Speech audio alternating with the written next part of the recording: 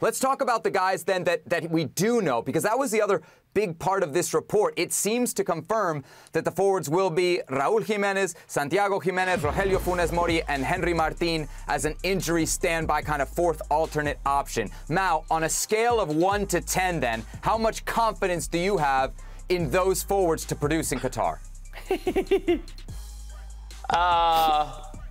5 or 6. If I'm being generous, a 6. It's just such a shame that Nico Ibáñez or Germán Berterame, they don't have their Mexican passports yet. They're not going to be there on time because they have been amazing in Liga MX.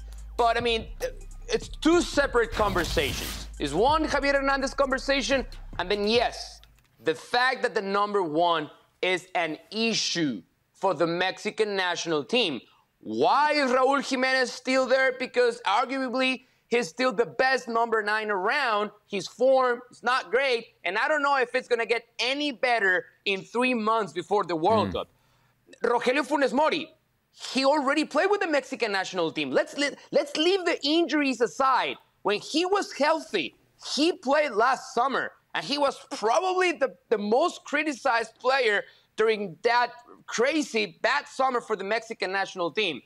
And please do not get me started on Santiago Jimenez, because earlier today on Ahora o Nunca, I made a promise that I might regret. I said that if Santiago Jimenez starts for the Mexican national team a game at the World Cup, I will get a tattoo that says El Bepote on my left arm.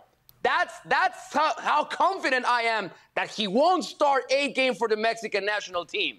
That's about the only player that gets me excited for the Mexican national team when you're talking about the 9s. I actually think he's heating up at the right time. It is a problem, but I actually think he's heating up at the right time, and that's the only hope. And that's why, going back to Chicharito, I would say Tata Martino, if he did care, may regret it. But that's neither here nor there anymore. Herc, I asked Mal on a scale of 1 to 10 his confidence. Who are you more confident in, the 9s for the U.S. or the 9s for Mexico, if you look at that list, now that we kind of know it for Mexico based on this report? I would say the 9s for the U.S. Ooh, yes. Wow, okay. Interesting. Yes, because you could see at least they may not be as good as some of the other 9s. I'm talking about Raúl Jimenez, but he's putting the ball in the back of the net at least. Yeah, I got to say, I'm surprised Mal gave him a 5 or a 6. I give a 0 in terms of confidence that these 9s not will play well, but will score. Raúl Jimenez, I don't know how you can have confidence that he's going to score. Rogelio Funes Mori couldn't really score, couldn't get it done in CONCACAF. I don't know how we have any confidence. I'm kind of with Herc here. I'm most optimistic, probably because it's the smallest sample size, that a guy like Santiago Jimenez could score, could get hot, and maybe score at the World Cup, or that Henry Martin, who in fewer minutes has scored some big goals for Mexico. So the guys who are least likely to play are the guys I have the most confidence in, Mal. Yeah, I mean, I don't even want to bring Henry Martin to the conversation because he doesn't even start for America. So I don't know why against Manchester City, your beloved Manchester City. Even though he scored last night. Yes, even though he scored, great control, finish was not great. But here's my point why I'm giving him 5 and 6, not a 0 like you. And I'm going to say this real quick. That is the exact same amount I have of confidence that I have in the entire Mexican national team.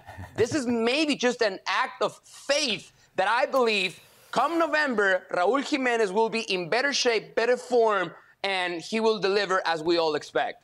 Our producer just pointed out in my ear that with Mexico's long history of penalty frustration, Raúl Jimenez is a very good player to have on the team. Have him take all 5 of the penalty kicks. That'd be great.